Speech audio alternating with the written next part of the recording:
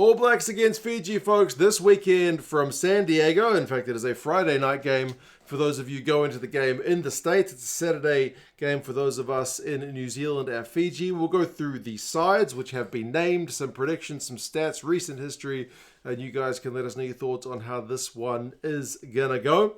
Fiji didn't play last week. They had a kind of week off after playing the Georgians the week before, which they were able to win 21 points to 12. The All Blacks have won their series against England, 2-0, but certainly you feel like Scott Robertson is still kind of getting his team in order and the way he wants it, and he's been able to make a bunch of changes from the side that played in those 2 games against England. First game since 2021 between these teams as well, so good to see both sides back in action, and I guess a treat for American fans who don't usually get to see teams like Fiji or New Zealand come to town all that often. For the All Blacks, I mentioned a whole bunch of changes. There are many of them. It's a whole new front row with Tamaiti Williams getting his first crack in the Scott Robertson era at loosehead. Also for Almoa and Fletcher Newell, the other 2 front rowers there, so one would think the All Blacks will be hoping to boss scrum time, with Newell in particular being a heck of a scrummager, and Williams is a heck of a unit, plus Almoa's carries. They'll be looking for some impact from the front rowers. Scott Barrett continues on as captain in the second row. He is one of the few guys in the starting 15 who remains unchanged. Tupou Vaa'i is also promoted from the bench to get a start this week in the number 5 jersey, so there's no Patrick Tupulotu in the lineup this week. Luke Jacobson, Ethan Blackadder, and Ardie Savea, so 2 of the 3 back rowers have been changed. There's been a fair bit of criticism about Samipeni Finau's impact on the game, so potentially a chance for Luke Jacobson to put his hand up. When I say impact on the game for Finau, more just like lack of. Didn't get a lot of carries, didn't get a lot of go forward ball. Made a few tackles, but I guess given his size and strength, some All Blacks fans were looking for a bit more from him in that number 6 jersey. We like a 6 who, likes to have a ball carry, likes to bust some tackles and whatnot. So we'll see if Jacobson is able to get a bit of that, or that's not really kind of, wouldn't say that's his forte. He's certainly a bit of an all-rounder. He can jump at line-out time, he can get tackles, he can get turnovers, he can score tries too. But with him and Ethan Blackadder, there's a lot of tackles in that All Blacks back row, and then Ardie Savea continues on. He is vice-captain for this one, so maybe, him playing his time in Japan, he's had a little bit more time off than perhaps some of the guys who played full season of Super Rugby.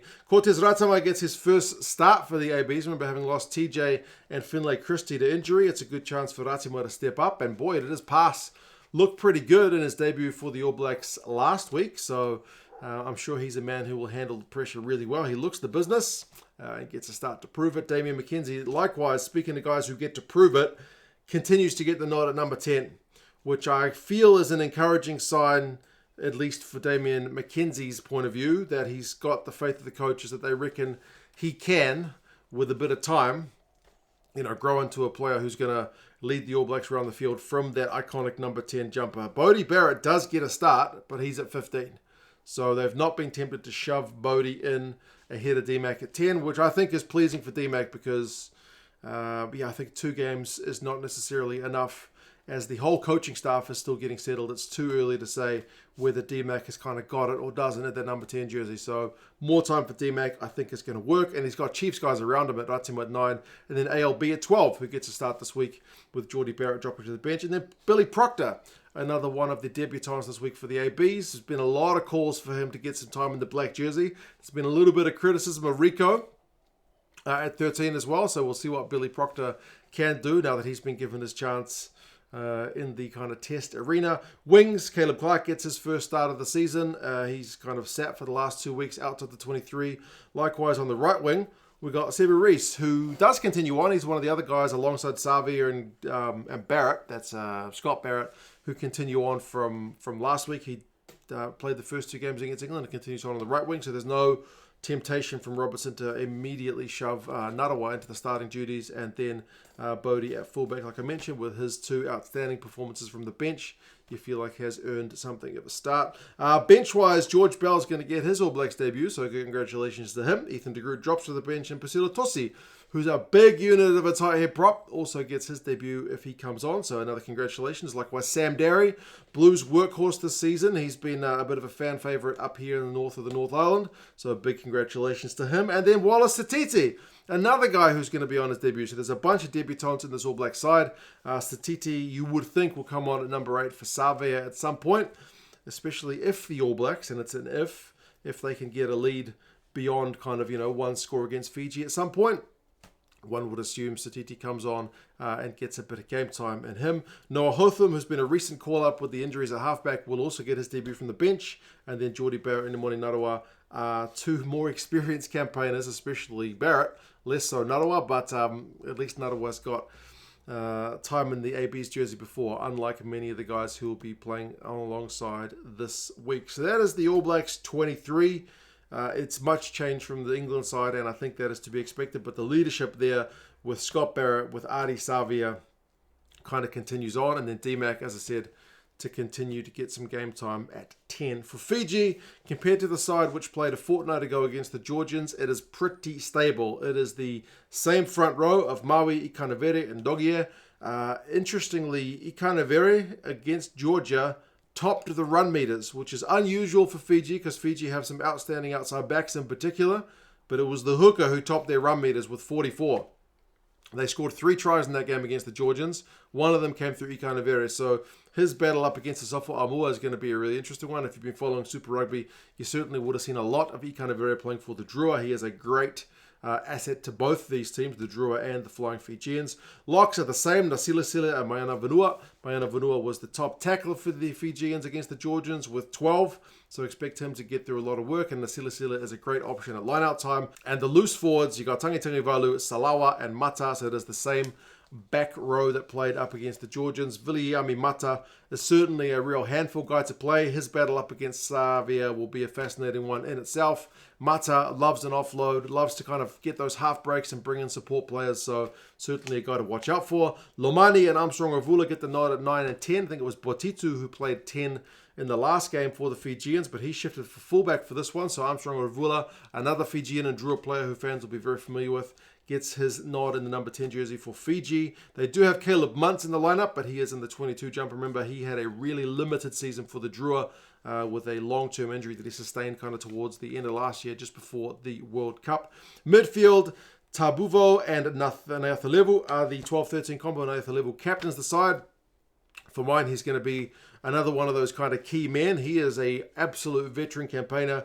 He's got gas, he's got offloads, he can bust tackles, he's a genuine all-round player, and he's up against a debutant in Billy Proctor. So if he can make his impact on the game, if the Fijians can get out to a bit of a lead, put a bit of pressure on. They do have a bunch of new faces in this All Black side, as I mentioned, and then Wainiqolo on one wing, Radradra on the other, and Botitu at fullback. Some kind of flying Fijian veterans, especially with Radradra there on the left wing. Excitement machine players for sure. Stats-wise, the All Blacks will certainly want a better lineup than they had in their first 2 games against England. They're averaging like 75%, which is low. But Fiji don't have Maro Toja playing for them, who was a real thorn in the side of the All Blacks lineup. But they do have some good jumpers in that side as well. But certainly that's an area that the All Blacks will be looking for a instant improvement on. And it will be interesting to see if the All Blacks opt to maul it more. They didn't maul it a heck of a lot against the English. Part of that, you got to get your line out right. But if they can get the line out right, do they look to try and boss the Fijian pack physically, or do they look to spread it wide? I mean, only 2 or 3 mauls a game against England, as I said, was kind of pretty low. And they'll just be looking to convert more chances. Like in that last game against England, although it was kind of a relatively close one, within 7 points, All Blacks knocked it on like 10 times, which is a bit uncharacteristic. So they'll be looking to just make better of what ball they do have and these chances they create to actually finish them off. I think that'll be putting them a big step in the right direction. For Fiji, who beat Georgia 21-12 a couple of weeks ago, they didn't concede any tries against the Georgians. The Georgians were quite happy to keep the scoreboard ticking over with 3s, and the Fijians did concede a lot of penalties. They conceded 15 in that game against the Georgians, which is way, way too many. They struggled a bit for position and territory, and they even scored a maul try, which you don't necessarily think of when you think Fiji, but like I mentioned, Ikanivere loves a close range attempt, so if they can maul it against the All Blacks, they might just go for it. It's not going to be all about the kind of outside backs, although that being said, the other 2 tries they scored were out wide. So, yeah, whether or not Fiji just spins it the entire time or goes for a more balanced game as what we've seen from them in kind of more recent years will certainly be one to watch. And remember, Botitu as well has got a pretty long-range boot on them if they do decide to kick some threes against the All Blacks over there in San Diego. The last 5 games goes back quite some way. You've got a game in 2021, 2 of them actually, when Fiji toured New Zealand during those kind of COVID years. Both games were won pretty handily by New Zealand, 60 points to 13 and 57-23.